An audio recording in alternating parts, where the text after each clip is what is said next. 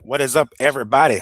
This is Miguel Antonio Barragan, aka Fight Fiend Migs, joined as always by my co host, Andrew. Don't get it twisted, Lapashe. And this is the Mad Boxing Show, or Mad Boxing for short. Thank you once more for stopping by on this extremely breezy slash windy Wednesday afternoon slash evening here in Las Vegas. If I sound stuffed up, if my eyes are a little swollen, it's because allergy season is absolutely in full effect. Holy hell. That's really the only problem that I think I have is just allergies when it comes to I'm not allergic to peanuts. I'm not allergic to any other shit, right? Penicillin or God knows any bees. No. Allergies when there's pollen in the wind. Holy hell, my nose goes to shit, and I have to wear one of those nose strips when I go to bed. Right? It's bad. So I'm going to stock up on my 24-hour Walgreens brand allergy medication. But we appreciate you guys stopping by because even despite all of that, we're going to bring a show to you guys on this lovely April Fool's Wednesday. I was talking to Andrew before we started recording here, and I said I got to be real careful with what stories I read online because I've seen some funny shit. But I'm like, yo, no, today's the 1st of April. Let me go ahead and pump the brakes on that and not fall for everything I see because it happened. Like I said, my allergies are acting up. I wake up in the morning, I see a post, I'm like, what? Crawford's coming back? No, I don't think so. But regardless, welcome, you guys. We have plenty to talk about. As I said, we got to make sure what we find here online is legit and not some sort of April Fool's joke. But it most certainly is an April Fool's when Xander Zayas is going to be stepping into the ring against Boots Ennis, Jerron Boots Ennis. It looks like it's official now. Last week we kind of suspected it might not have been the case, but it seems as though it's going to be official. So we're going to be talking about that. And then, of course, we already know what's going to happen, but we're going to talk about that. Richard Torrez Jr. decided to take to social media and call out Moses Itauma. Holy hell. We're going to be throwing in our 2 cents about that. I'm not sure if it's still too soon or maybe not soon enough, but I'll definitely be talking about it and throwing in the 2 cents there. Sorry if you can hear my dog barking outside here. I'm going to go shut him up here in a second once I get through this intro. But our good buddy Floyd Mayweather is in some serious shit, or at least we think it is. He was recently on video saying, "Oh yeah, my rematch with Manny is not going to be an actual fight that's going to count against my record, but rather it's going to be an exhibition, and in fact, it might not even be at the Sphere." Well, according to Team Manny Pacquiao and Mike Coppinger, who reached out to Netflix. No. Netflix said it was a legit fight and it should count on the record, and they are absolutely not interested in an exhibition bout between these guys. So might be in some deep trouble there. I might want to watch his mouth there. And then a couple of fights that we hear are going to be announced. Again, we have to be careful, right? We don't know what's legit, what isn't. But Ryan Garcia saying Teofimo is next. Okay, all right. I'm seeing reports that Emiliano Vargas might step in the ring next on that Xander Zayas and Boots Ennis undercard against George Kambosos Jr. All right, cool. And it seems as though the yet to be announced Canelo versus Christian and BILLI bout is on the move. It looks like the venue and city and country is going to be changed because it was originally going to be in Saudi Arabia. Doesn't look like that's going to be the case any longer because of what's going on over there. We figured that was going to happen. We did hear also that WrestleMania 43 that's supposed to be in Saudi Arabia is going to be moving to Cleveland. Holy hell, plenty to talk about. All right, so before we get started on, of course, the topics, as always, a word from our sponsor. Health Isol, tallow-based products or tallow-based soaps. Make sure to check them out. If you happen to find anything you want to try out, use the code MADBoxing10 at checkout and get 10% off of your purchase, or follow the affiliate link that's going to be in the description of this video. Once more, Health Isol or Health Y Sol.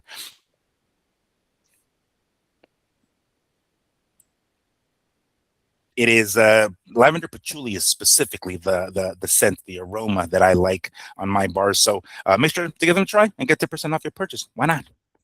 Alrighty. So Andrew, before we get to our topics, I want to throw you in here real quick because you may or may not remember, because I remember yesterday, March 31st, is the birthday of our good buddy Lee Honish, RIP Lee Honish. On the 31st of March was his birthday. And of course, our last show was before that. That was Sunday. And today is our first show since then. So we would like to give out a nice, warm, happy, heavenly birthday to our good buddy, our pal, our man, Lee Honish, RIP Lee Honish. Happy birthday, my friend. Andrew, a brief word, our good buddy, wishing happy birthday wishes for Lee. Yes. No, just happy birthday. Miss him. Still think about him every once in a while. Yes, sir. So, yeah, shout out to Lee. We wouldn't be here without him. Yeah, very, very good point. And there he is over my shoulder. They're saying, hey, yo, just don't forget, get your shit straight, motherfuckers. All right, so we're gonna get cracking lacking with the official story. Not much more to add to it because we kind of already talked about it last week. Although we suspected it might happen, might not happen. It's officially official. Xander Zayas will put his WBO and WBA super welterweight titles on the line against Boots Ennis. I always forget his name because the pronunciation. I want to say like Jerome, but it's not. It's Jerron. Boots Ennis, and we heard all the stories, right? We heard the rumors of what's gonna happen, where it's gonna take place, Brooklyn, New York. We heard it's gonna be at Barclays Center. Well, after seeing the recent clip of Xander Zayas signing what appears to be his side of the contract, although the caption says amid negotiations with Jerome Butsenis, it's like, what do you mean amid? Now it kind of gave us the impression that maybe that fight isn't actually going to happen next, but rather Zayas was going to fight somebody else next. Well, that was squashed to bits after reading reports that it is officially official. Yes, Brooklyn, New York, June 27th. Now, again, there's not much more to add to this because we did kind of briefly talk about it back on our Sunday show, but and I told Andrew this. You cannot be excited for this. I almost am more excited for this than I am for a potential Zayas and Virgil Ortiz fight. I mean, the only thing that can come close to the excitement that I have for this one is in the off chance that we get Fundora and Ortiz in the meantime. Like if we get something like that, then I'm like, oh shit, mind blown. Holy hell, that's equally as good as the announcement of Xander and Boots.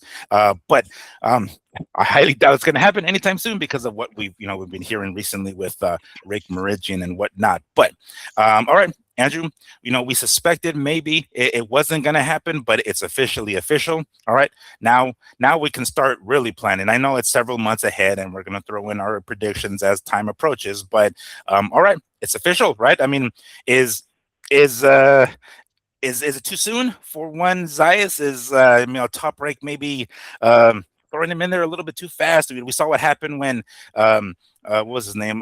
Real Big Baby Miller, right? Went in there against Bacoli and got smashed against Top Rank's wishes. I don't know. What do you think here? Are they sacrificing Xander? I hope. Well, no, they're not sacrificing him.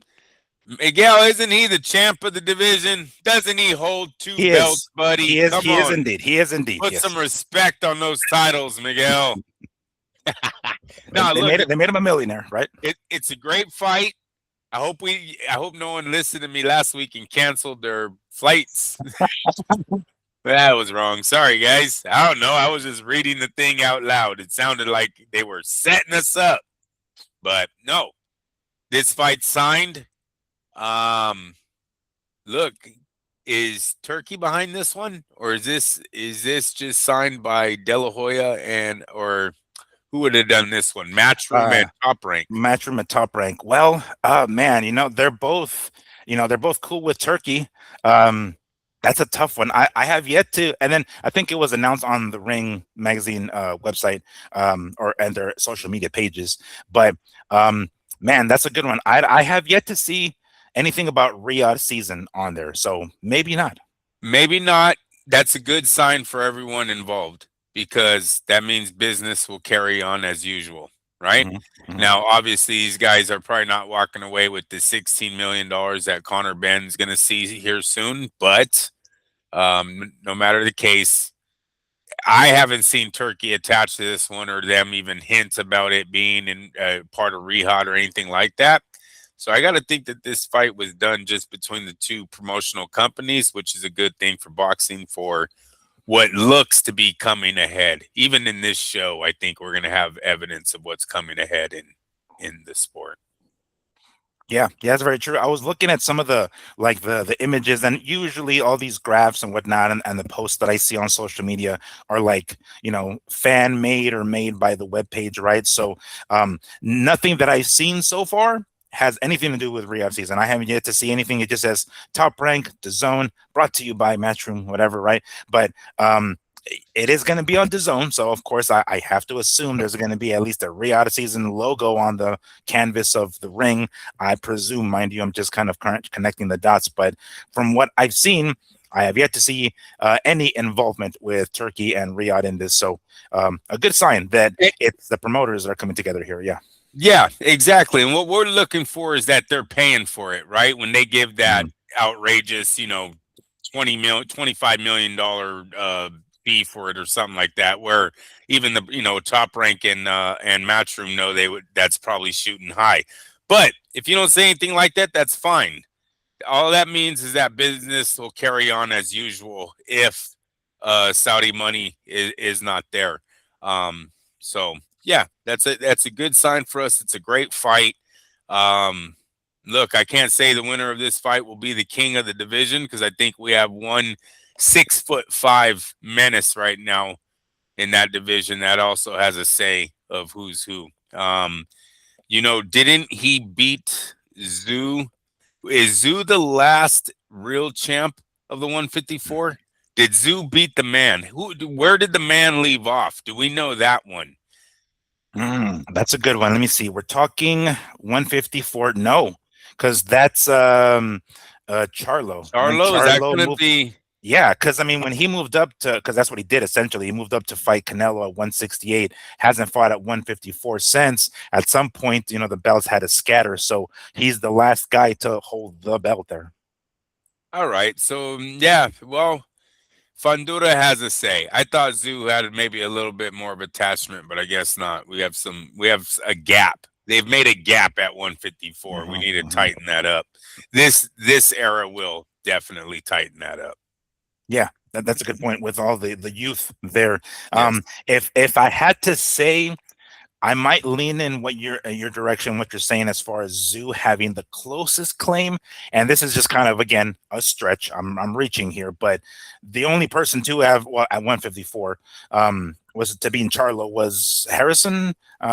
Right, and then Harrison eventually lost back to Charlo. Right, he lost the belt back to Charlo, and then he went on to himself lose to Sue. So that's the only real connection. Don't knock yourself on that great knowledge, bro. That's what shuts people down, Miguel. Like, damn, he pulled that one. That's a good connect. Hey, I had to reach for it. Yeah, we're looking for a bloodline. You found a bloodline, bro. That's all right. So yeah, that's a good one. Those three are gonna make some hell of a good fights. Zayas and Boots will be first. Yeah, I don't know who to pick yet. I do not know. I was just about to ask you that. Like, if we had to put the three-headed monster at 154, that's a tough one. Too early a call right now.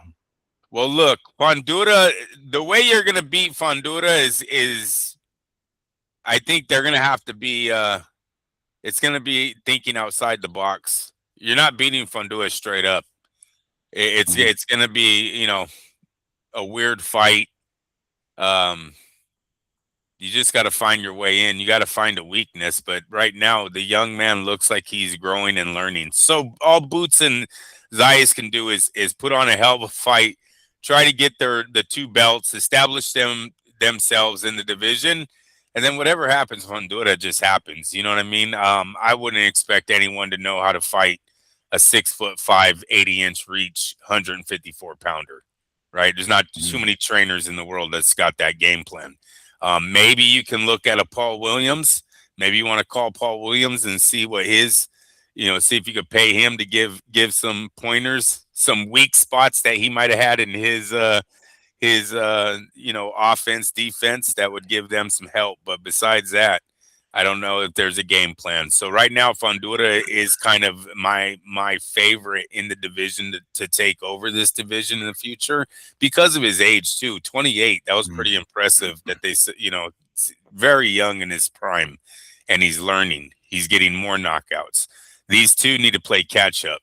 What a great fight to play catch up with, right? This is going to turn into an instant classic. Look, on Boots' side, if Boots takes out Zayas, gets 2 belts. I mean, kind of he made somewhat of a ripple at welterweight, right? We can't knock the guy. He got unified down there.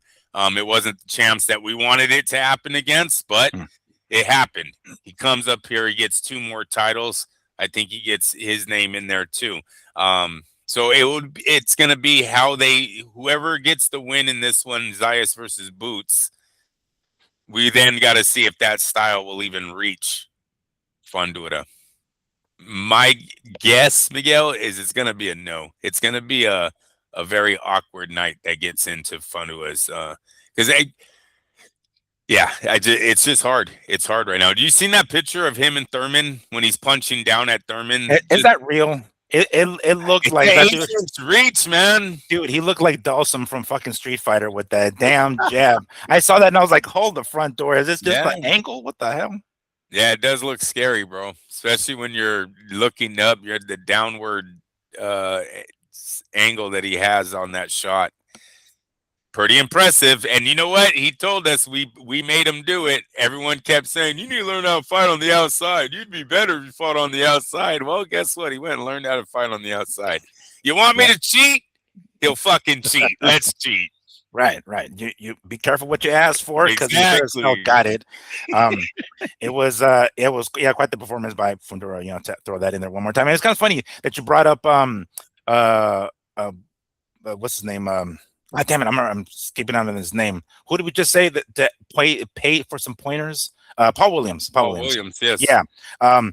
Also a southpaw, just like Fundura. And what was the one shot that brought him down? Left hook.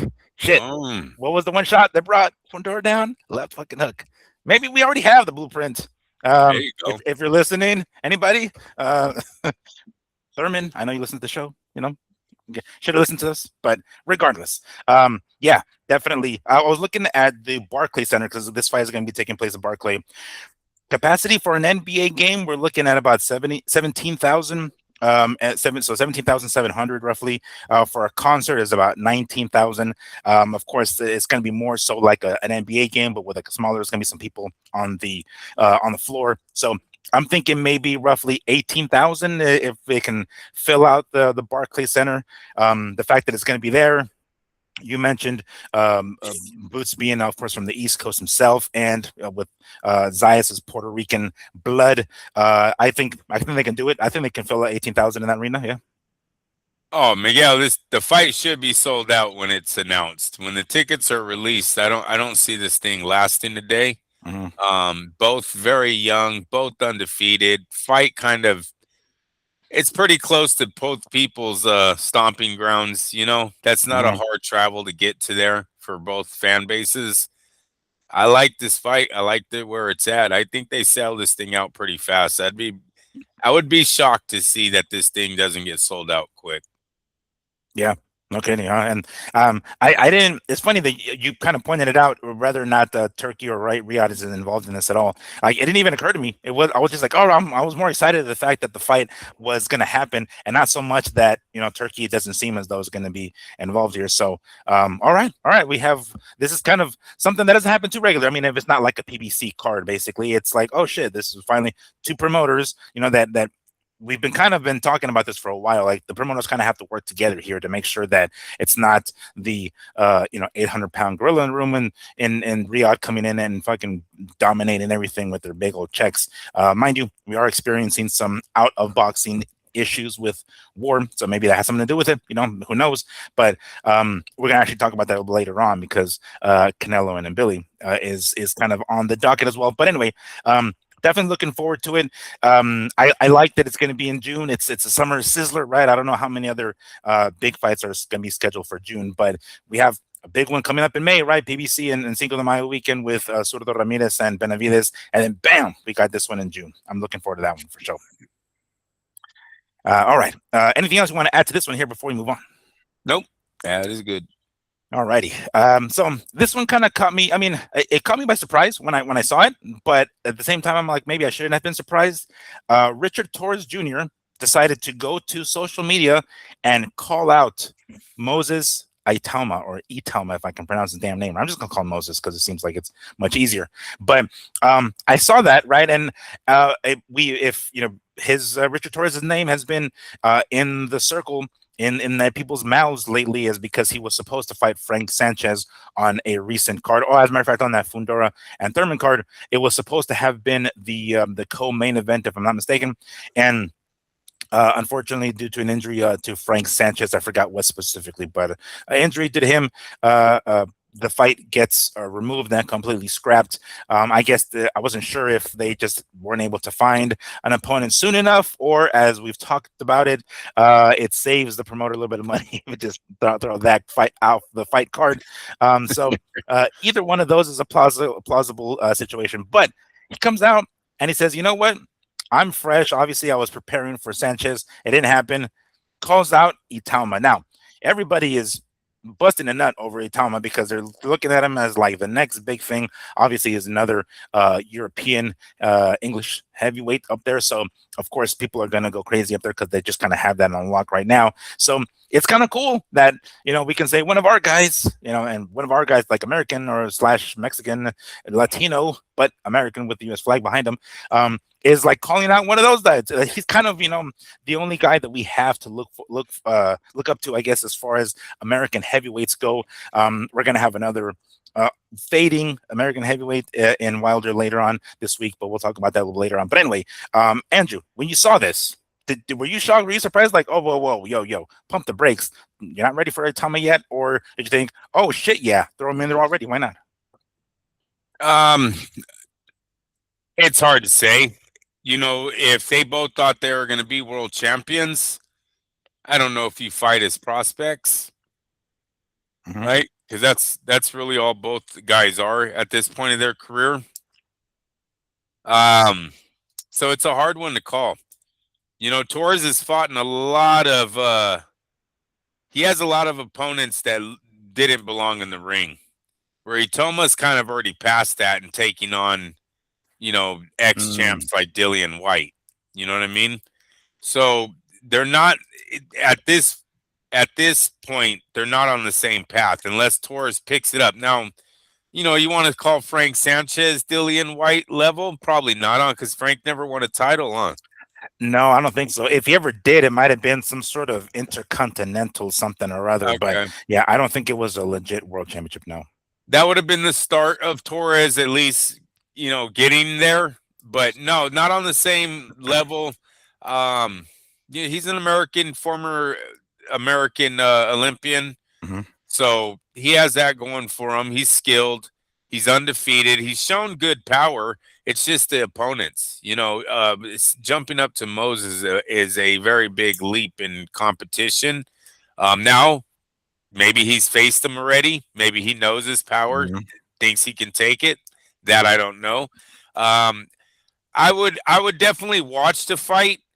But yeah, it would be sad if Torres took a defeat, because it would be like he did that to himself. He called that one out on his own. You know what I mean? And unless he sees Top Rank calling for Itauma, I would leave him alone. Yeah, no, that's not a bad idea.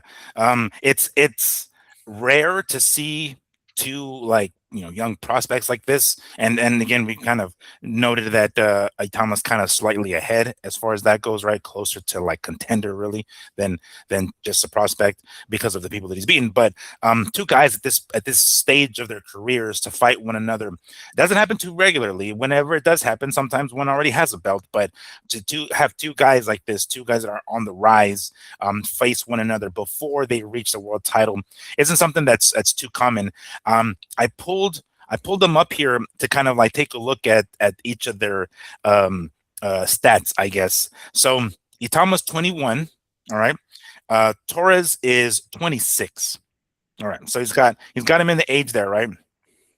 It looks like they're both southpaws, so we're going to get two southpaw heavyweights going at it. And their records, both of them with an identical record of 14 wins with 12 KOs. Zero defeats, of course. But that's kind of crazy that like they literally have the same record, same number of KOs with a 5-year age gap in there. But 6'4" for Itauma, 6'2" for Torrez. Wow. That's a damn. Let me see. As far as reach goes, 76-inch reach for Torrez, 79-inch reach for Itauma. Wow, that's kind of cool. Huh? That's not even. I don't know what the fuck is. Jeez. Yeah, no, definitely on paper they look like they're even fighters. Look, the 26 years going up against 21. You would have to believe that gives Torres some kind of advantage, right? At least up here, if nothing else, up here, right? Yeah. Yes, and then he's getting right into his prime too. Where the other one's still a young man at that point, at 21. I know his last knockout didn't show that, but who's not to say Torres doesn't knock out? Was it Franklin, his last opponent? Yes, Jermaine Franklin. Yeah, Jermaine Franklin. So yeah, it's a decent fight. Don't know if Torres wants to still call that. Yeah, no, yeah, I hear you because he gets a little wild, right? Even as a southpaw, when he catches you, sometimes he comes in lunging and he kind of leaves himself open. And seeing the kind of power that Itauma has, I'm not sure you want to make that mistake with somebody like him, right? He clearly has. Or it appears as though he has a much better fundamental grasp of like the half step back or a full step back distance. I'm not sure if Torres has that, even with his age advantage. It just seems as though he tends to get a little wild. He gets a little crazy and lunges in, and more often than not, his chin he can depend on his chin because he gets hit by lower level competition, and it doesn't do anything to him, and he's able to basically bombard him and overwhelm him, which is he's done. This fight here specifically with Itauma, taking his time against somebody like Franklin, that was sweet. Damn, that was sweet. So yeah, I would probably if he's got what's his name? If Bob Arum has a number, pulls up, Torres like, hey, enough of this, enough. Don't be calling that motherfucker out because we can't have that right now. That's my best Bob impersonation. It's not as good as Lee's, but right, no doubt. But anyway, that was a good one. I figured toss that into the stories because it was not something you see every day. All right. This one is kind of, man, that's as time goes on and more information is released, we're starting to see a very different picture than what we saw initially. We reported it, I believe, on our Sunday show, or mentioned it, of course, because it was a topic of conversation there, that Floyd Mayweather was on social media at some signing of some brand. MCM is the brand, as a matter of fact, of like leather goods, wallets, purses, stuff, and so forth. I'm not sure where he was at, but he was at one of those stores, that brand store, and signing something, right? And he was asked about the Manny Pacquiao rematch, and he said, "Yeah, we don't know. There's no 100% that it's not going to be 100% for sure at the Sphere." Oh shit! Okay, well we totally thought that's where it was going to be, and he claims it's going to be an exhibition. Well, since then, and if you guys remember, I did say on the Sunday show that I would like to hear from Manny Pacquiao's team and see if there's anything that that we don't know yet. More information that we would like to know regarding whether or not this fight is legit or not. Well, it turns out that at least according to Manny Pacquiao's team, no, it's not going to be an exhibition. In fact, that's not what they signed for. One Mike Coppinger even went as far as to say, hey, even Netflix said when asked if they'd be interested in an exhibition between these two guys, they said, absolutely not. So according to what Mike Coppinger is saying, stuff had been signed.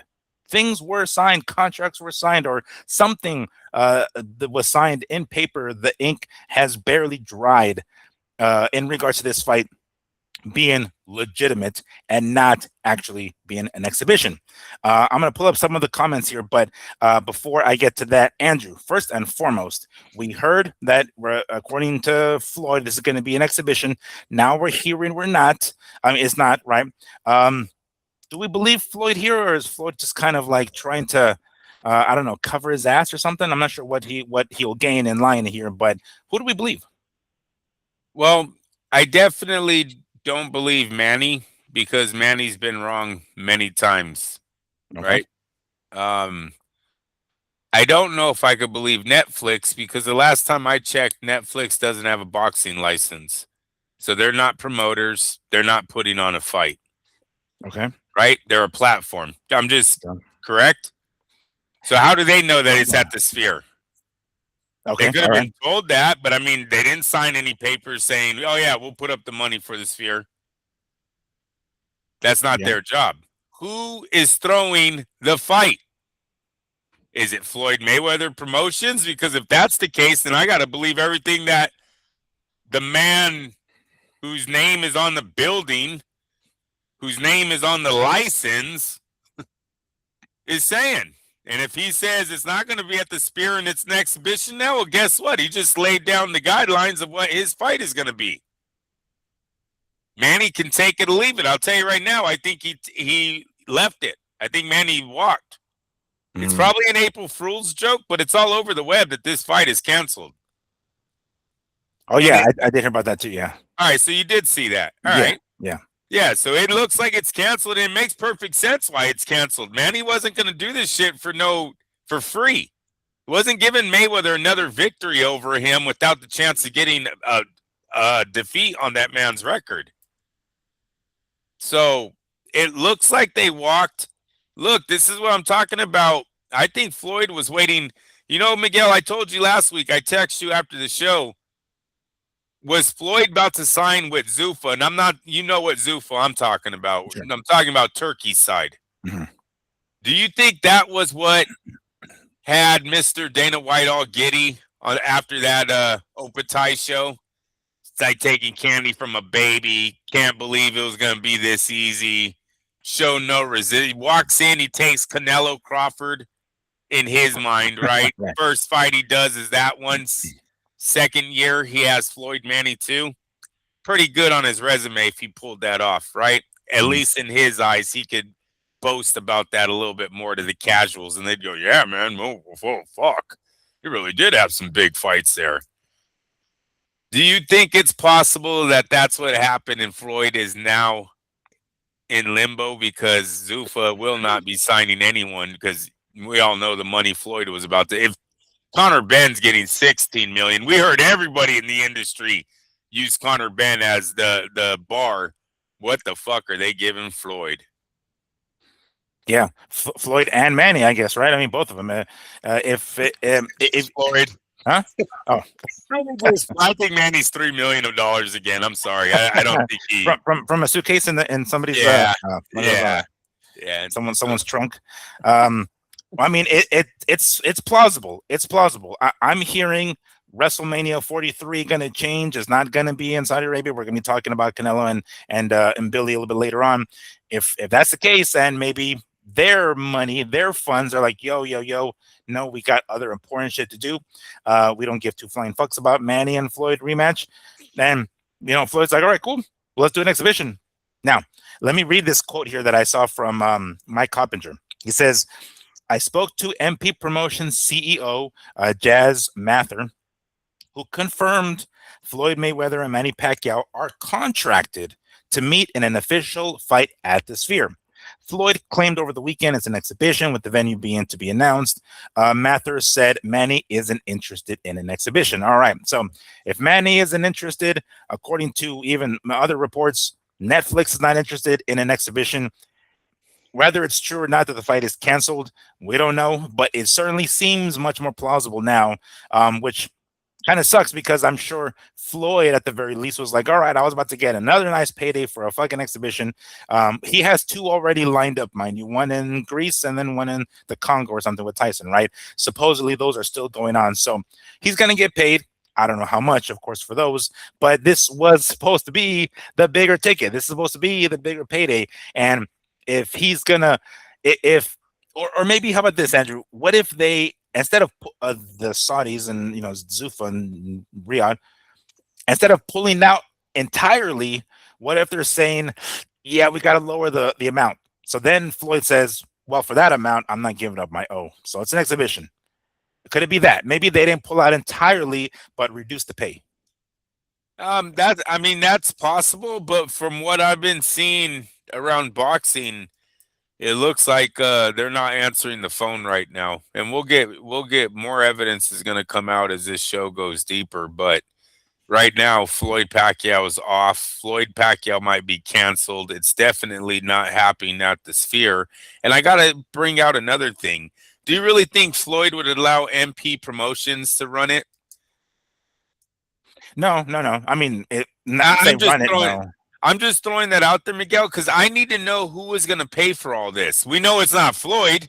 He's only in it because he's broke, right? That's the only reason why Floyd's coming back. So he's not in it. Sphere ain't taking an IOU. They're not going to go, oh, yeah, you know what? Let's do this big production. And then if no one sells, oh, well, we'll just walk away and call it good. No, right? They're not doing no IOU fucking setup. So who is the person with the money that was behind Floyd versus Pacquiao 2? Netflix can say they were. Maybe Floyd and Manny were going to then, they're two vets, right? Could they, I don't even know if this can be done, but can they get the money from Netflix to flip the event? Or does the show need to take place first and then you're paid by Netflix? You kind of see what I'm saying? Mm-hmm. Like maybe the contract, they're like, hey, look, we're both kind of broke here. Can we get in advance? Yeah. Can you wire something right now, like with a promise? With that the rest being the. Oh my gosh, yeah, boxing not in a good place. If that's how that went down. Yeah. I promise you we'll pull this off, but right. But if you can send us something first, I can guarantee you. Like a salesman, this vacuum cleaner, holy shit, is fantastic. I read a couple of tweets online today that kind of added some more mystery to him. I sent you a couple of screenshots, but I'm gonna read them here real quick. Where was that? Okay, so this is from Stephen Mullen, Mulhausen, on Twitter or X. He says, in talking with people at Netflix when this was announced, contracts were signed for this to be a pro fight at the Sphere on this 19th of September in Las Vegas. When I asked the same people at Netflix if they would be interested in exhibition, they said no. Going to take this as a power play by someone who desperately needs the money and not in a position of strength. Of course, talking about Floyd there. Somebody responded to that, this particular X account called Fight Opinion. He says, the story about Floyd Mayweather is not about his upcoming fight, whether it's an exhibition or not. That's just on the side. It says the real story involves the implosion of those around him, around Floyd. The $340 million lawsuit against Showtime is a big gamble, and Floyd's top fixer, Jonah Richnitz, is heading to prison. So I don't know who this person is. This Jonah Richnitz, who apparently is the fixer for Floyd, but this person, according to this report, at least, or not report, I guess this tweet, is going to prison. I don't know what that person has anything to do with everything else, but it seems as though, according to this opinion, mind you, whether or not the fight with Manny and Floyd is an exhibition is actually not even really the true story, but rather how badly things are imploding with Floyd Mayweather and basically this bluff of a lawsuit with Showtime.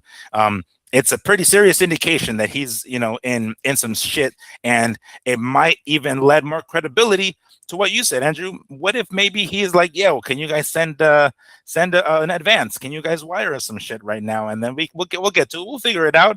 And then he turns out there's like, oh yeah, it's gonna be an exhibition, no problem, Netflix. We'll still come through. It won't be a legit fight, but we could still come through for your ratings. Anyway, I saw this and I was like, okay, I don't know who this is, but it's something to look into. Whomever the fuck this fixer is for Floyd. So basically, it looks like he was involved with his real estate properties. Mm. Um, yeah, business empire, helping Mayweather with develop a business empire, but he did plead guilty to wire fraud involving the New York Police Department. Mm. So that that seems bad. That seems like a bad guilty plea right there. Was he a rat? Previously pled guilty conspiracy to commit honest services wire fraud in 2016 involving NYPD officers and served as a cooperating witness. There it is in a corruption charge. Damn, he's going to prison as a rat too. Damn. Damn, Floyd, the fuck are you hanging around with? Floyd had a Fed on him. Yeah, 50. Wait when 50 gets a hold of this. Oh yeah, that's right, huh? Yeah, I'm sure 50 has an X account for him to take a quick look at the gander at these tweets. How many times you have this motherfucker around me, Floyd? I know, right? It's like you told me he was legit. You told me to invite him to the party, invite him to the club. So he's not in boxing; he's in his real estate side of it. So, and Floyd in 2025 said, "I trust Jonah." Well, you shouldn't have, because Jonah going to prison. Right. It's the equivalent of saying like, oh yeah, I don't hold Al Heyman responsible for me. Nah, he's cool. You know, Right. he's a good guy. He's a good honest guy. Right. So yeah, man, once again, we got to find the money. We need to see who is purchasing all this, because that's going to tell us if this was ever going to happen or not. I don't believe it was Netflix. I don't. Really? You don't think so? I mean, that seems plausible. They don't have a licensing fee. How does Netflix get the fight off? They need Jake Paul to get the fight. Then they just take Jake Paul and they buy it, right? And they go, here, our camera crew will come. But it's all Jake Paul's risk. Just like HBO. HBO never said, oh, I'm going to go rent the MGM for Tyson's next fight. It was whatever promoter was doing it. They did all that work. HBO, these guys just come in at the very end, film the last 2 weeks. So no, I don't think it was Netflix that set this up. They were definitely interested in buying the event. Trust me. I think they know where the money comes from. That contract has to say where the guaranteed money was coming from. And yeah, and I don't know. We will see. But what I do know is that we still have not, we're in Wednesday of week 3 of Zuffa saying, I'll just say Zuffa, I won't keep bringing up White's name, but of them saying they were going to have some major signings. We don't have a major signing. We're not even hearing of rumors of a major signing happening this week. So I believe it was Floyd was the fucking major signing. It's a smart move. And Floyd literally, you guys, opened up 3 companies. He opens up Golden Boy, right? He helps Golden Boy make a foot in this industry. He helps PBC and Al Heyman. It's possible Floyd was going to help Zuffa too for the right price to get him that fan base. I believe that was the signing that didn't happen, and that's why this all fell apart, just like the welterweight division that we'll be talking about here shortly. Damn, that's some deep connections. Like, holy shit, I got to do like those old school detectives, like in the TV shows where you have a map and then you have like a pin, like a fucking thumbtack, and then like a damn red yarn that connects to another thumbtack, and I have to figure all the connections out. I don't sleep at night sometimes, Miguel. No, I'm just kidding. Does that explain why you're kind of woozy there? Andrew, do I need to say something to bring it out of you, like Teddy Atlas, like we're firemen, like the UFC is better than boxing. It's like, get out of it. No, it's like, yeah. Will that wake you up, Andrew? Wake up. But that's understandable. Sometimes I go to sleep thinking to myself, like, wow, who's paying for some of these fights? Who's paying for some of this? It's the perfect meme, right? It's like, I bet you he's thinking of other girls. It's like, no. Floyd had to be in trouble with Willie. We got to follow the money. It's easy. Yeah. As very as cliche as that is. You have to just follow the money, and the trail will lead you to what the answer is. Um, damn. So from Manny's side, what the hell do you think he can do? I mean, I don't know what. Again, we don't know where the money's coming from initially, right? But it's like now Manny's kind of, well, now I don't have the rematch that I want. I'm certainly not interested in no damn exhibition. Um, Time to go back to a potential Rolly Romero fight or something. I mean, what else? He definitely has PBC to fall back on because PBC are still doing these pay-per-view events. It's all about how much Manny's going to charge to be on one of them, and what Al Heyman can say, look, this is what I'm averaging, and you're definitely not making what you used to make, but I'll work with you if you take this, and they split it maybe 50-50 or something like that. He has that to fall back on. The good thing about Manny is he has in good with all the titles, right? Almost everyone in boxing still loves him. So I see him getting a shot at whoever he chooses, especially because the fight with Barrios was so close. I think people still allow Manny to fight for a title on his comeback. Definitely not for the same money at fighting Floyd, though. Yeah. Although we know it may very well be an April Fool's joke, do you think that the fight is actually canceled, or do you think there's some way that this can be salvaged and in reality it actually is not canceled? It's only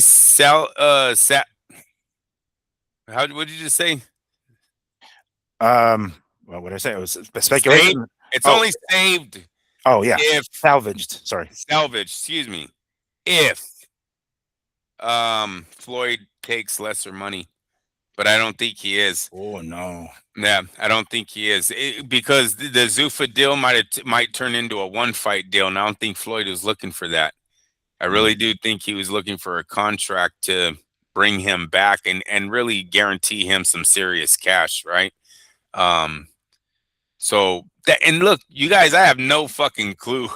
This literally is me staying up late at night, fucking looking at the wall too long. Okay, but it just makes sense. And what doesn't make sense is that how everyone's like, oh yeah, the fight's over, but no one knows who was throwing it, where this fucking guaranteed money was. Floyd wasn't paying himself.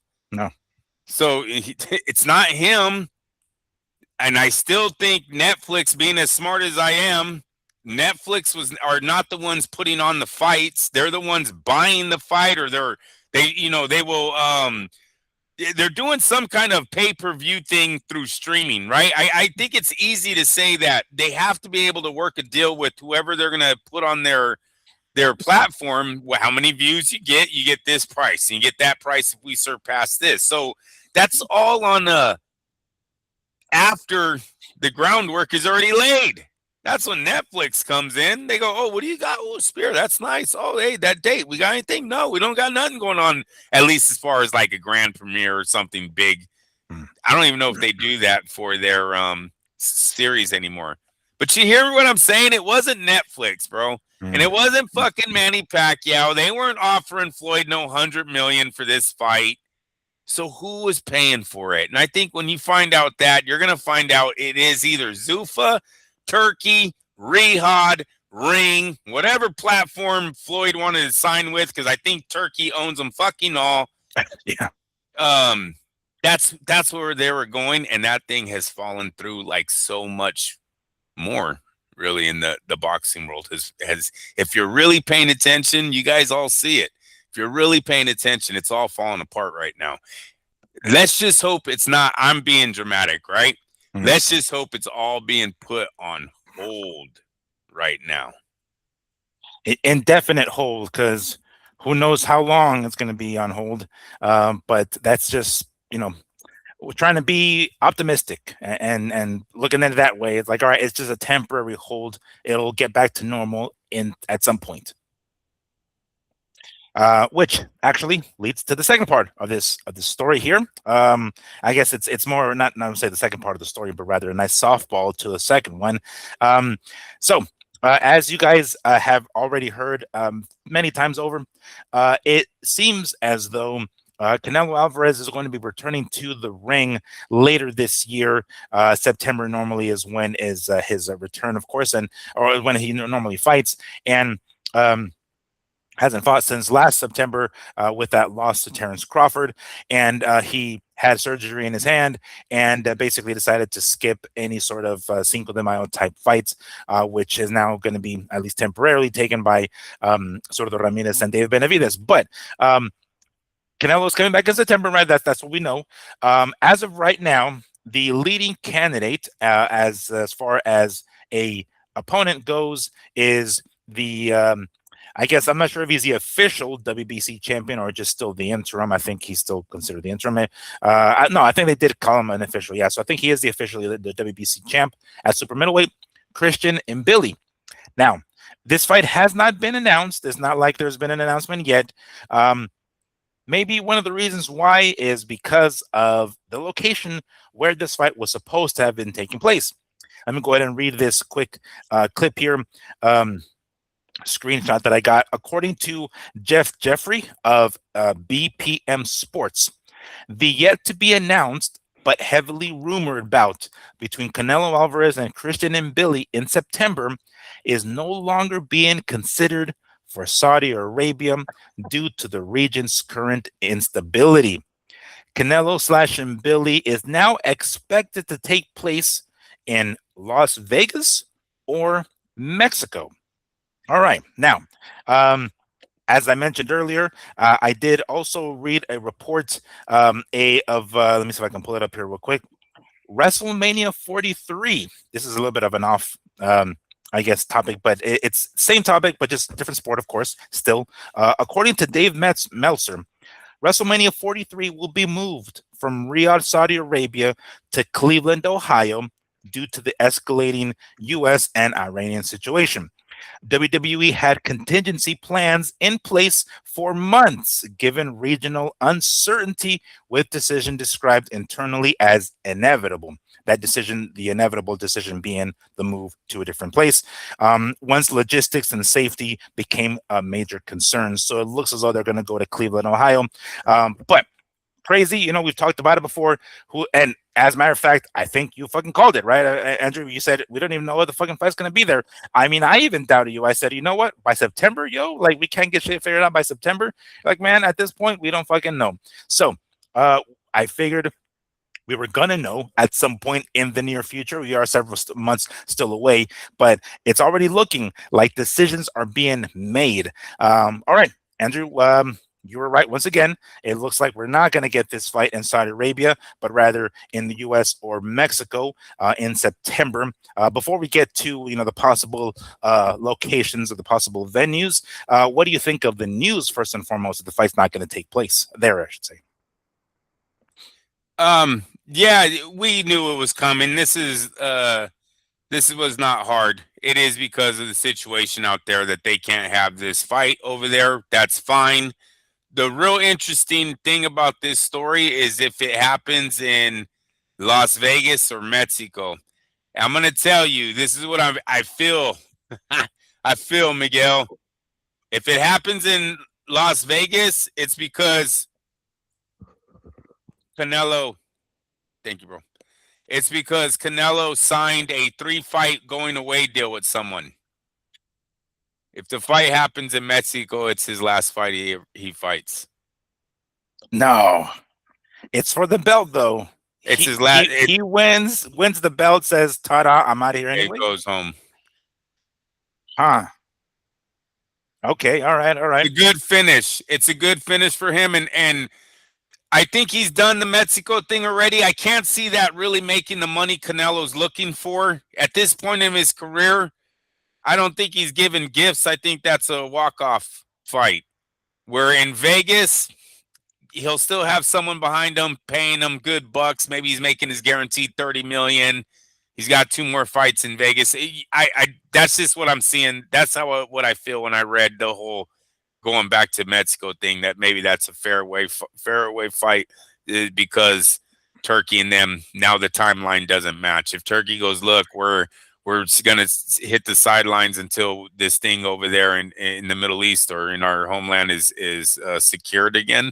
Because I don't know if you heard, I hate doing the war watch, but Iran did warn all neighboring countries that they will be affected if they keep playing with America. And we all know Saudi Arabia just kind of fucking drew their line in the sand saying they were going to be on America's side. So kind of put a target on their back. It's just they've got to get that figured out before all this can take place. And I think Canelo's a little too old for all that. Yeah. If there's a bet, take the walk-off. Really? That one. You think there's a higher likelihood that he decides to go the Mexico route and then that's it? Because who's going to pay him the $30 million a year? Right now, boxing doesn't even have a good pay-per-view record to say we can do that. Netflix, you know what? Jake Paul's going to be our savior. The only man that can do it, Miguel. Did you think I'd say that in 2026? Where's our bingo card? That was not an option. Like, if you take a look at all the bingo cards in the stack, that was not on any of those fucking boxes. Hey, now wait a minute. Let's attach the two.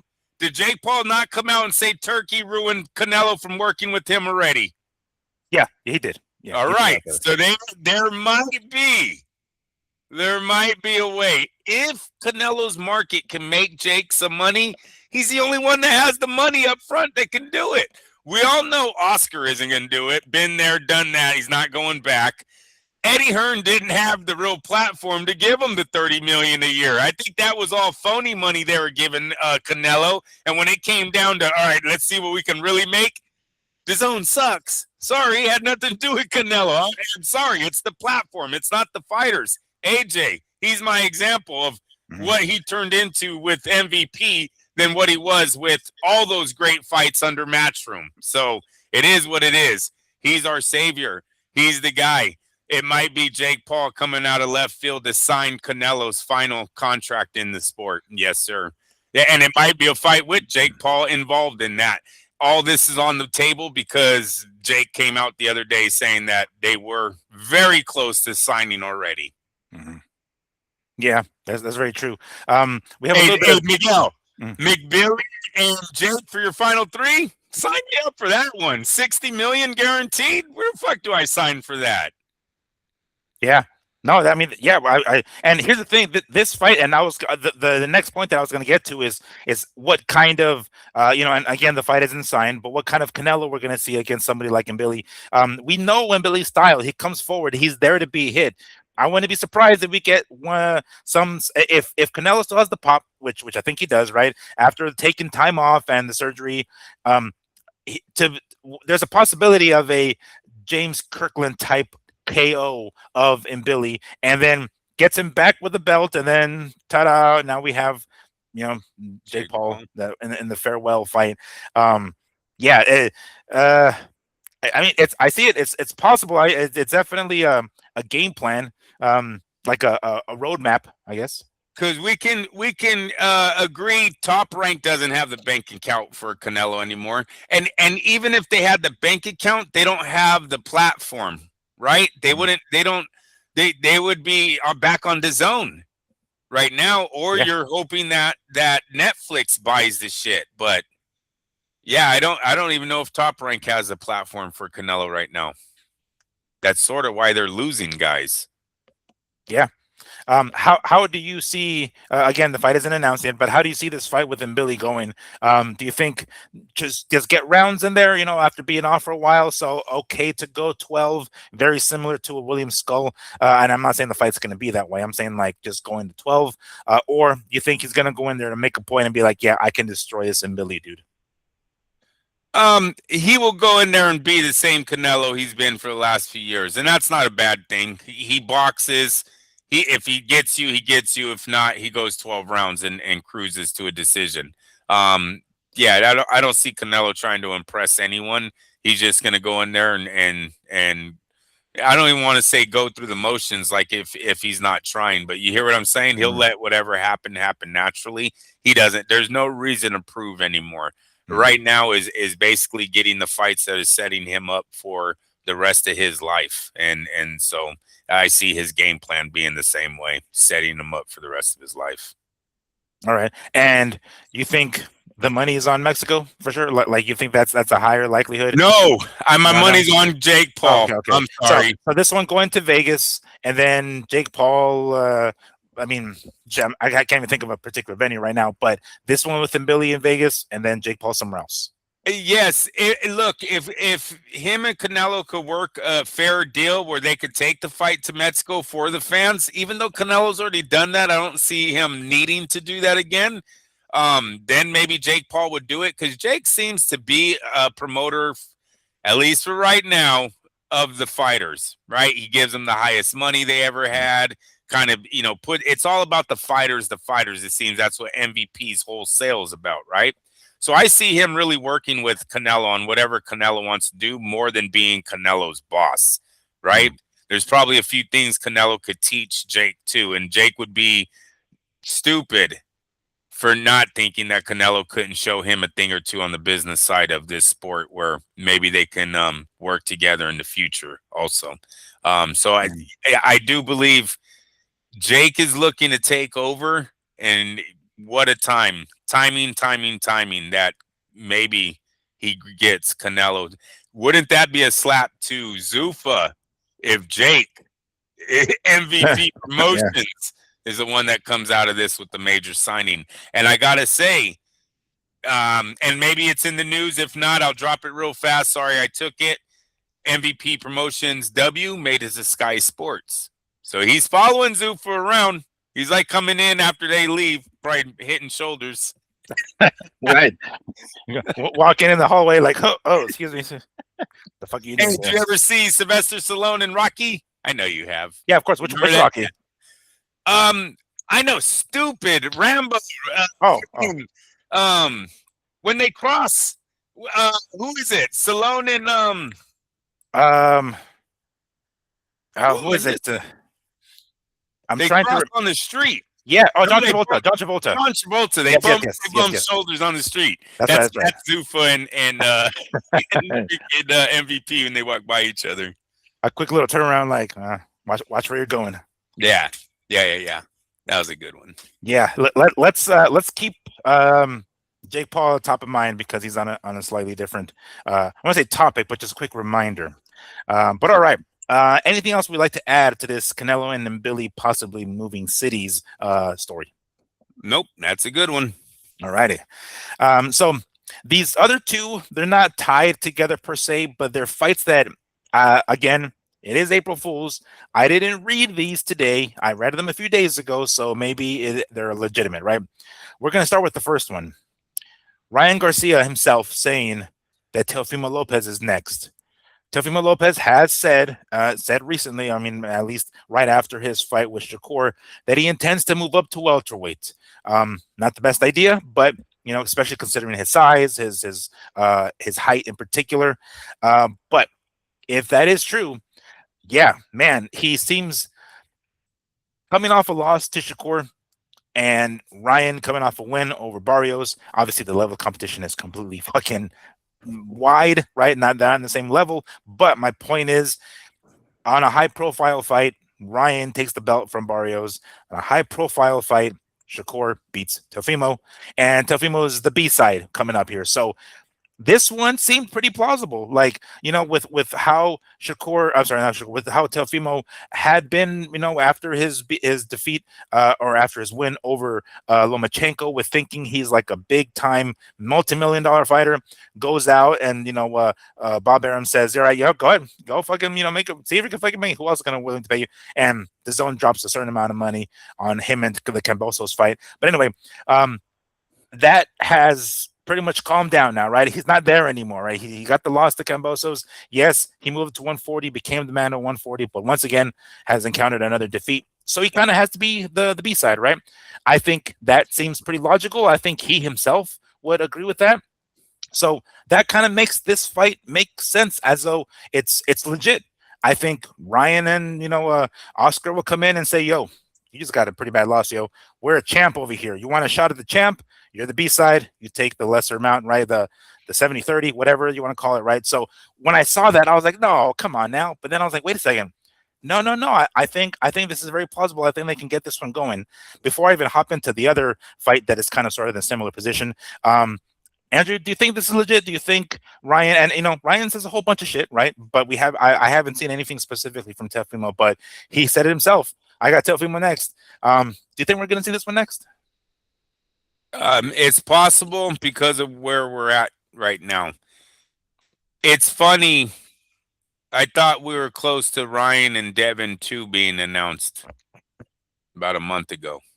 Could have swore we were right there. Could have swore we were close to having Devin unifying, Ryan getting the title, Raleigh fighting. Who was Raleigh gonna fight? And the fight just happened. Manny first. First it was Manny, then it was who else? Devin. Was it Devin? Yeah. Devin, yeah. It wasn't Keyshawn supposed to come up immediately. I thought he was talking about taking someone out immediately in the welterweights. Didn't they match Keyshawn Davis up? Or was it with Devin? Keyshawn with Devin. I think it was Keyshawn Devin. Name. Yeah, because Keyshawn actually called out Devin in the ring after his most recent fight. So I think it was Devin. All right, so we had a lot of fighters, a lot of possibilities. And here we are talking Ryan versus the guy with no promoter. You hit it on the head when you said him and Oscar. That's right, Miguel. It's only him and Oscar. Yeah. I think him and Oscar went into a room and said, hey, you heard what's going on? I'm sorry, guys. I'm going to keep going back to what's going on because there's a name missing here.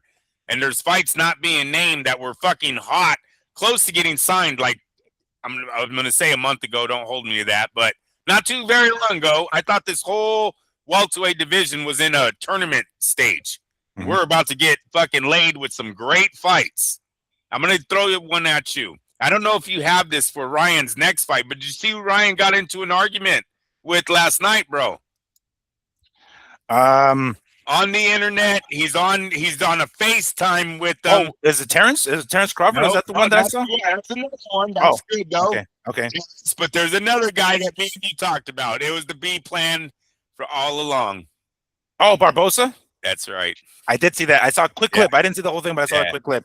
Oh man. He said, you ain't nobody. I always want to show you, man. What's up, man? We're gonna do this thing. Oscar was like, hey, I need you guys to FaceTime each other because yeah, I'm not doing Lopez. I'm not doing Haney. It's you, Barbosa. Without Saudi's money, it's you two all day. $3 million a piece. Yeah. Mom, look, guys, we gotta get Saudis out of here. I'm telling you, these guys are scumbags. Hey, this is their moment. This is their moment. Yes. What the promoters need to do is to come together and go, all right, you good guys, bunch of good guys, you guys all wanted to play ball like 2 weeks ago, right? Remember these fights you guys are talking about? Don't lose that energy. Mm-hmm. We're gonna keep that ball going. Yeah, it's not 16-30 million that you thought you were gonna make. Right. We'll put that shit on the contract. We'll let you announce it. But yeah, if your numbers don't reach, you're not making that. But definitely guaranteed will be that. Mm. Yeah, dude. Oh, since they left, now all of a sudden Ryan's connected to Teofimo Lopez. Look, like Lopez, he's a good guy, but we all know he's kind of lost in the industry right now, right? Oscar can make a fight with him easy. Does he even have representation? Who's coming? His dad? That's joke, right? That's his dad's corner. Like the advice that he gets in the corner is the advice that he gets outside of me. Like, just fucking sign a contract already, bro. Let's do it already, man. Where the fuck you at? Where's that money? Look at this money. What are you waiting for, man? Just fucking sign the contract already. Hey, skimmed over every word in front of the two numbers. Right. So not guaranteed. Didn't even look at that. Just look at this. But yes. So link to him, link to Barbosa. I'm like, stop playing with me, man. This is Oscar doing these fights on his own. He got the phone call. Oscar got the phone call. Everything's on hold right now. It's back. The ball is back in your guys' court. What are you going to do with it? Mm-hmm. You're going to give us Ryan versus Barbosa, or you're going to give us Garcia Haney too and find a fucking way with Eddie Hearn to make them $40 million a piece. Are you guys going to go out there and promote your ass off to make this fight happen and keep this ball rolling? Or are you going to play it safe and go to LA with Barbosa and Garcia and sell out some fucking, what is it, the little Staples Center or the Nokia Theater? Nokia, thank you. I was going to get it wrong. Nokia Theater right next door. So yeah, dude, this is their moment. They got to keep this energy on these fighters. You start putting it out there to the fans. Look, we're trying to make this happen. We're trying to get these fights together. Now, all of a sudden, they all got cold feet. Why is that? They're not getting overpaid, right? So do not give in and immediately go to the Lopez Barbosa category. I would stay on the Haney. I would stay on the fucking Raleigh Romero. Like, what the? Why aren't we talking about a rematch with Romero? Now that's a unification. Yeah, seems like there's money there. The options are there. Something tells me that they're going to try to play it safe. That they're almost like they don't want to risk that much. That they don't want to roll the dice, you know. And I mean, yes, of course, it is a risk, but it's a calculated risk. You can get it. You can make it done. You know, it's not like it's a complete blind like roll the dice. It really isn't. You can make Devin. You can make Romero. You can make those unification fights and figure out a way amongst you guys to pay these motherfuckers a fuck ton and not have to go to the Saudis. Trust me, Turkey will be calling if the next thing would happen. But if I'm Netflix, I'm definitely calling the promoters and trying to turn into what Turkey was, just buying the events. Look, we don't want to be promoters. I'm not trying to get in your guys' business. Right. I don't want a fucking title. I don't want to run sanctions. Just show me the fights that are going to generate what the fuck Jake Paul's doing. Do you have or what Canelo Crawford did? Do you have a fight that'll give me 40 million views? Devin Haney versus Ryan Garcia. I'm sorry. I believe that does 40 million views. I really do. Yes, of course. On Netflix, free on a Saturday night. I think everyone stays home or at a party, but we're all watching. Everybody's watching. So, yeah, you just start handing them these fights, dude, and see if they want to sound. Manny Pacquiao, bring your ass back to boxing. Fuck Floyd. You know what? Hey, seriously, one more title under his belt. We're going to start looking past Floyd anyways, because that whole – dude, he's getting to, like, if he's not already there, excuse me, for, like, now ranking his greatness – but because he's kind of a dick. Like, if he did this, why, you know, Miguel, if he did one more thing. Yeah. After everything he's already done. It's like, hold up. Don't throw him in the Hall of Fame yet. Exactly. If he can just show up on Netflix first, and then we'll talk. What a dick. But that whole champion in like 5 different decades, or what is it, 4 different decades? That's pretty cool, bro. That's a pretty cool stat. If he could pull that off one more time, he's like fucking Floyd's fucking loss. You know what I'm saying? Like, you didn't even fight that dude when he was in his prime, man. I don't know what the fight would have looked like in December of 2016. I do not know what the fight would have looked like. I have Floyd the favorite. Wait, 2016? Yes. It wasn't that. What is it? 12. Oh, okay. 15. They fought in 15. Yeah. I was saying, damn, the fuck? And it's out their shoulder. Come on. That's true. Yeah, he goes into the ocean and gets healed all of a sudden, right? That one. No, we're going to go back to when he beats Cotto. When he knocked out Cotto in the 12th round, that's Manny in his prime at welterweight division, in my opinion. That fight, he's the underdog because Floyd's Floyd, but I don't know how the fight turns out. It's a great fight on that moment. I think when they fought, we all knew how the fight was going to turn out. Yeah. Do you think if Manny goes that direction, right, getting one more belt, he goes after the Crocker kid, you know, the only other belt holder that maybe seems more winnable, or because I think he would get more eyeballs on him if he goes after somebody like Raleigh. I think that you know, he can get the belt off Raleigh, and it'll look a little bit more credible. It'll look a little more better to the eyes, the optics at least, beating somebody who has more of a recognizable name than, you know, Lewis Crocker. Yeah, he can go to the UK. It matters whose money is behind Crocker over there in the UK. If they can offer Manny a good price, Jingy gets to see the UK again. She gets to go shopping out there. He'll love that. So I see him doing the trip. That is what I'm saying. I don't see Manny having any, doubts of going over to the UK to fight someone. So as long as the money's right, hell yeah, he would go fight Crocker for a title. Manny's collecting belts and paychecks. That's what he's here to do. He's clearly shown that to us. Even if he doesn't win, he'll be there to at least try. You know what I'm saying? So if is it Matchroom that owns Crocker? I believe so. Let me see if I can pull it up here real quick. I want to say he is. I mean, he's English, so I mean, there's a high likelihood it's either fucking Matchroom or Queensberry, but I want to say it's Matchroom. Yeah. Yeah. So it's definitely a fight there, but I point him more in the direction of PBC, because PBC is still doing the pay-per-view thing, and I think they have a history where they at least know what Manny brings in on their network, right? You also have that Paramount angle. I don't know when Paramount's going to pull the plug with Al Heyman and maybe try to land a bigger fight like a Manny Pacquiao on their network. But yeah, if I'm the guys, I'm looking at Netflix. If I'm Netflix, I'm looking at the package deals some of these promoters are ready to bring me. You know, maybe they can work something out if they're really. Damn, it's hard, Miguel. It's hard because they all signed to DAZN, huh? I'm forgetting. They're all there now. I mean, minus PBC, but everybody else, yeah. They're all over there, so it's not like they can just shop these things around. Really interesting situation they got themselves into, because if the DAZN platform does not work, how are they paying these fighters? They were in the hole.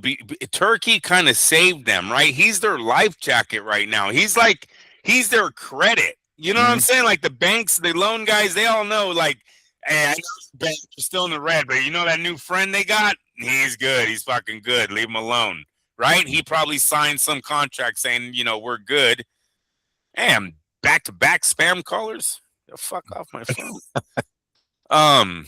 So that's a strange one, man. That's really strange because the money's now gone. Their lifeline, and I'm talking like if they're fucking out soon. I think Turkey's gonna have to make a statement.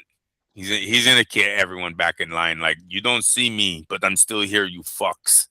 Nobody fights until I say so. Well, Riyadh wants, Riyadh gets. Yeah. Right. And then just to correct myself, Lewis Crocker is Irish, but he is with Matchroom from what I pulled it up. All right, very good. So he's same thing. And same fucking thing. I'll say about them white guys too. Fuck that. Same thing. How about that? How's that feel? White people in the UK. all them Yanks all look the same. All them Yanks. Yeah, it's all them browns, all them black. Come on, everyone, Miguel. Yeah, throw everybody underneath there. Same to you too. All right, so one of the other fights that I thought it was going to happen. Now this is kind of, again, half yes, half no, but I saw online that Emiliano Vargas, El General, I think is his nickname, right? Is ready to step into the ring against a future possible opponent in George Kambosos Jr. All right. Well, I read that and I thought, oh shit, okay, you know, that's a former champion at 135, and not just the A champion, but the undisputed champ. He was the lineal champ at 135. That means something. And although I have already seen reports that it's not going to be Kambosos, I don't know who the fuck to believe again at this point, but that does not sound like a bad fight. Again, we're kind of throwing Kambosos into that category of, you know, Tevin Farmer kind of status as you know, the opponent basically, but it gets him in yet another relatively high profile fight against somebody who's on the rise. The initial report that I saw is that this is going to be on the undercard of Xander, Zayas, and Boots Ennis on the 27th of July. Oh shit, that sounds like a pretty solid card. You know, that's a pretty decent. Yes, it's not the Kambosos of old, of course, but if it shows us, if it kind of if it, I guess, if a new potential star is born in Emiliano Vargas in a victory over somebody like Kambosos on a high profile, I'm not saying pay-per-view card, but I guess card, that he's arrived, right? He's arrived, a former champion. That's sort of the next step in his career, right? He's been taking all these guys that he can beat and the guys who have given him rounds. All right, now it's time to put him in there against a former champ. I can't think right offhand if he's already had one, but I don't think he has. But somebody of this caliber, this recognition like Kambosos, I hope that the report of this fight not actually happening is false, and that is the April Fool's joke that's on me. But to have this fight on that undercard sounds pretty solid. No, that's a great fight for a young Vargas fans that are watching this guy grow in the sport. Um, that's a hell of a fight. It seems doable. Come on, that's a top ranked fight all day, right? You can see. Remember when we talk about top ranked knows how to mold these guys? They know how to bring them up. Mm-hmm. It just seems like the right fighter at the right time. Kambosos, look, he would have to lay down to not test Vargas. This guy's been what 24 rounds with Devin Haney, 12 rounds with Lomachenko, 12 rounds with Lopez. These are some of the highest IQs in the sport, bro. Mm-hmm. Even at his older age, his IQ is still there, right? He's got to bring somewhat of a test. There's going to be something there that Emiliano hasn't seen yet. What a great fight. Imagine if Emiliano walks through him, dog. Just right. Oscar De La Hoya old style. You know what I mean? Just the punch, the fast combos, the lightning hands, the power. It's puts him on a whole nother level. It's top star rank. is made. It's star is made. Yeah. It's top rank being top rank. Yeah, right. And I hope again that the fight does take place, even if it's not on that card, which it would be pretty sick if it was. I'd be down with that one. But even if it isn't, I'm okay with that. I would be okay because, mind you, Zayas is a top ranked guy, right? And he's a champion. I guess I don't know who in the negotiations is the A or B side. I assume that the champion of the weight class is the A side. But he's the main event, and then underneath him is another top ranked fighter in Emiliano Vargas. So yeah, that makes a lot of sense. I hope they actually come through with that one. And it's Puerto Ricans, Mexicans. Bob is going to be just livid on this week. He'll be young again. Right. I'm up in the streets. I've been doing this for 60 years. Like, I know what I'm doing. Tune in to watch these two guys. Don't sleep on Kambosos. Right. Don't sleep on that one. Forget about that one. All right.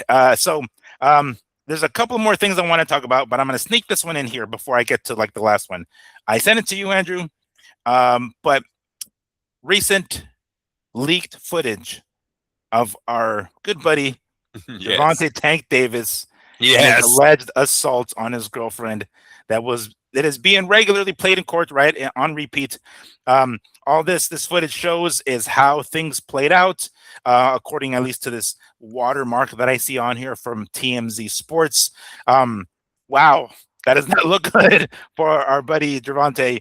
I know we talked about him coming back in the near future, right? We hear a possible rematch with either Pitbull Cruz or Lamont Roach Jr. I'm not sure if this is going to delay that even more now that we actually have some footage here. But Andrew, when you saw this footage, what the hell? What were we thinking when you saw this? Okay. Not to sound like a dick, but not as bad as they described it. So it's a good thing for Gervonta. I know everyone was like, he's not Diddy in there. You know what I mean? It doesn't look like Casino. He ain't Sharon stoning her ass down the stairs. Little shovey. But for the most part, she's following the lead. She's the one in front. I might have to watch it over. I'm just saying. No, you're. Look. It kind of looked like an owner who grabs their cat from the back of the. Just that. That's all it looked like. That's all I'm saying. All right. It didn't look like it was. It was. If he would have turned her around and thrown a quick combo, then be like, okay, fuck him. But it wasn't like that. It was like, yo, you're coming with me. Miguel, I remember how I said he's clearing tables, if he's throwing her into the fucking walls. You know what I mean? Like, bro, I was like, I'm watching him like, man, 20 million's going down to 15. That's going down to 10. Man, Gervonta's got this all day. I'm about to take this shit to court. I'm just fucking playing. He'll pay. You can fight it. You can fight it, Gervonta. You can fight it. That's Meridian advice. Don't do it. No, just Right. Exactly. Like get him. He's undefeated outside of the ring, right? hate it. Go ahead and get his help. Be like, no. Don't take the plea deal. Don't take the plea. Yeah, But, I've seen about 1.5 million, 2 million damage there. You know what I mean? That'll make that go away. That'll make that go away.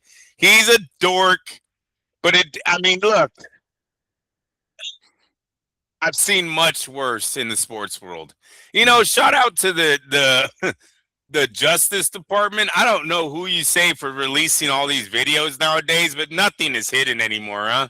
They release everything now. Remember back in the day, they had cameras on stuff too, but the judge would throw it away. Maybe the league was able to get something thrown under the rug, or you know what I mean? Just burn it. Nah, it doesn't seem like it's that way anymore. Unfortunately, you even have the Kobe Bryant situation where some dickhead was even able to get those pictures out, out. I don't want that type of world, but this is where we live now. So, in Gervonta's case, I want to say it helped him. We've seen him do worse, right? We've seen him beat up. Yeah. So it's just like, whatever. Give her a few mil and let's get on with your career. He's back. He's the champ. The video's out. It should be a slap on the wrist. I know I am a dick. I think we should add that to the title. Be like leaked footage of Gervonta Tank Davis. He's back. That's how it's gonna be. It's like it's not as bad as I thought it was. So he's back. One of those kind of celebrations. But it's like, oh, he didn't celebrating. He's like, let me see the tape. Oh, thank you, Jesus. Sends a quick text to Gervonta. He's like, all right, we cool. Oh boy, but you are right. He is. I mean, I'm sure the chick is gonna be okay with what 1.2, 1.5 mil. Sure, call it a day. Yep. Oh boy. Call it a career on that pole, young lady. Yeah. yes. You're doing it to get yourself through college, right? Yeah. Well, this will get you through. Successful. Shit. Or college. What do you say? She's made it. She made her goal. Go to college. All righty. But that was I wanted to throw that in there at the very end before we move on to the next topic here, which is this weekend. This weekend we have a lot of fights, Andrew. A lot of fucking fights. Now you're probably thinking, all right, just Saturday? No, we got some on Sunday too. What the hell? Why not? All right. We're gonna start with this is why I wanted to throw this one in here, because I wanted to make sure I didn't forget. But Jake Paul, his first MVP. I know he signed specifically the ESPN deal with a lot of women boxers, and he's going to have his first card on this deal this Saturday. It is going to come from the UK.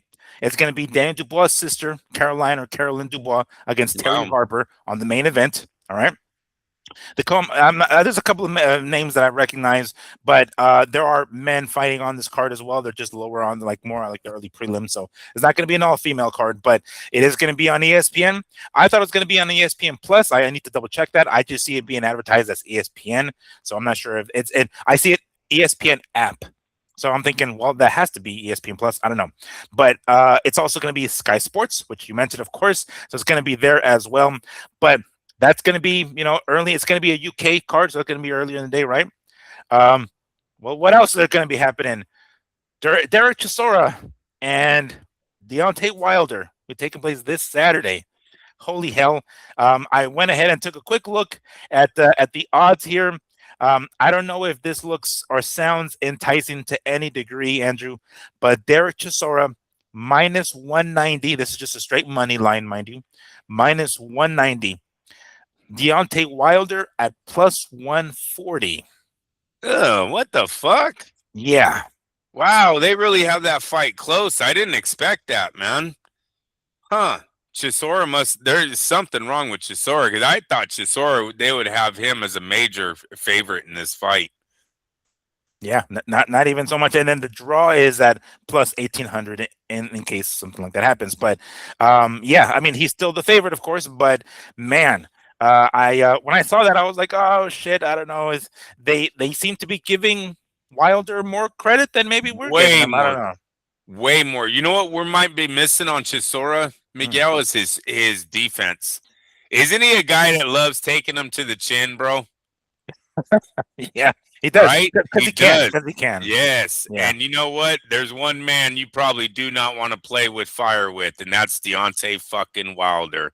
Mm. They might have Wilder knocking out. I'm gonna say Wilder is the casino's favorite.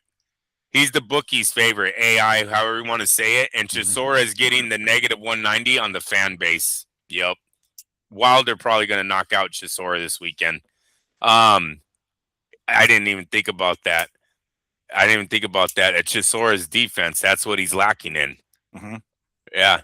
He walks right into but it right you think still now because he's taking shots from some of the fucking biggest hitters, right? Including no, I was gonna say Wilder, including Fury, but it. I know as often, right, the cliche goes or the saying goes, power is usually the last thing that a fighter loses. So maybe he still has some of that pop, but is it the same? Does he still have the same pop as before? Because Chisora can take a shot. That's the reason why he is where he is, right? His defense is kind of meh because he kind of depends quite a bit on his chin. That Wilder is not exactly the kind of fighter you want to depend on your chin on, but if you get caught with one of those, you would want to have it, of course. At this point in Wilder's career, you think he still has enough pop to take out Chisora? Because we know he's most likely going to land. He's going to land that shot. Whether he's got the pop to stop him is another story, of course. But you think still he's got the kind of power at this point in his career? Chisora has been knocked out 4 times. He's 6'1". Isn't Deontay like 6'6"?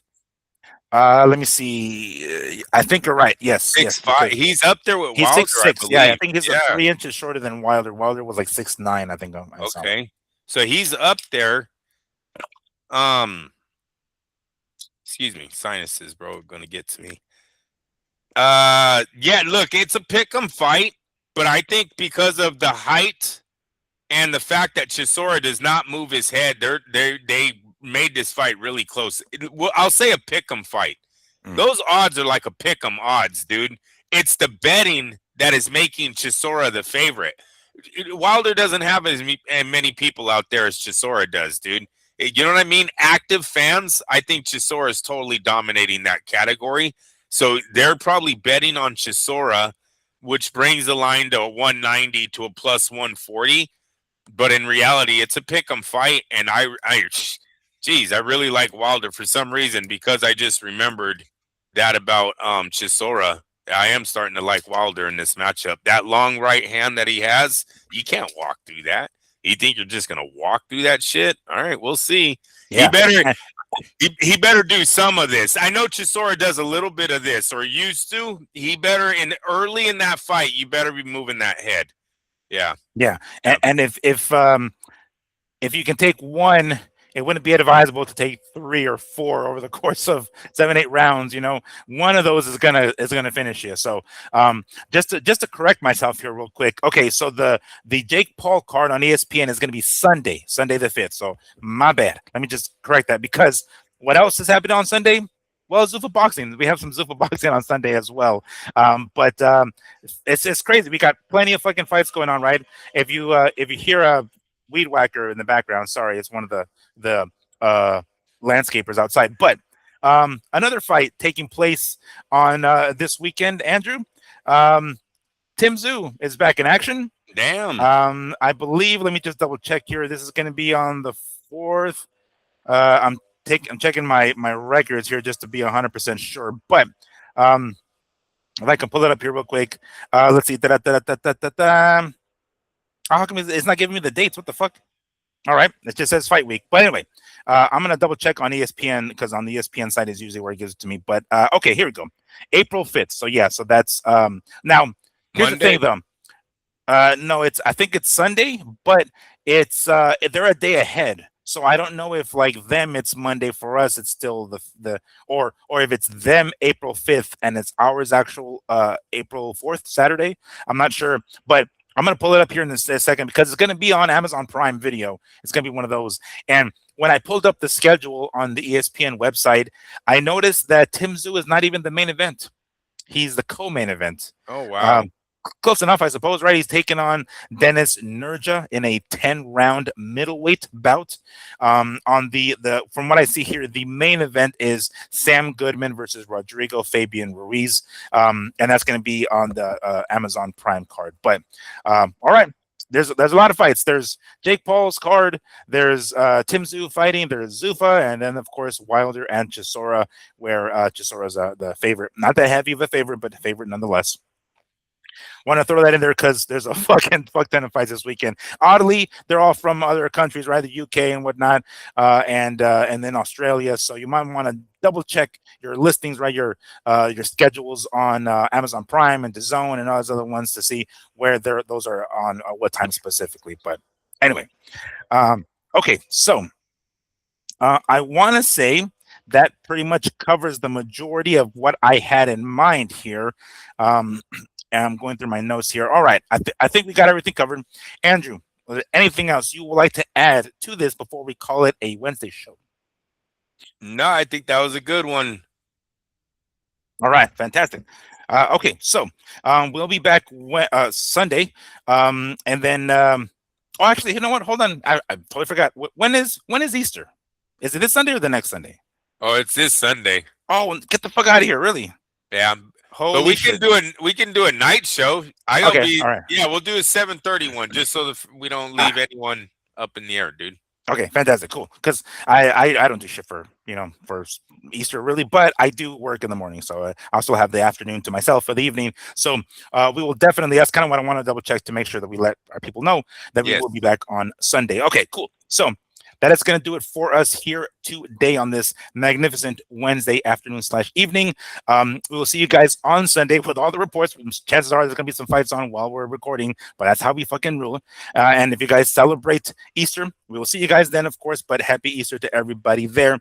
That's going to do it for us here today. For my co-host, Andrew, don't get it twisted, Lapiche. I am Miguel Antonio Barragan, a.k.a. Fight Fiend Migs, and this has been the Mad Boxing Show. Thank you for joining us. We'll see you guys on Sunday. Take care and peace.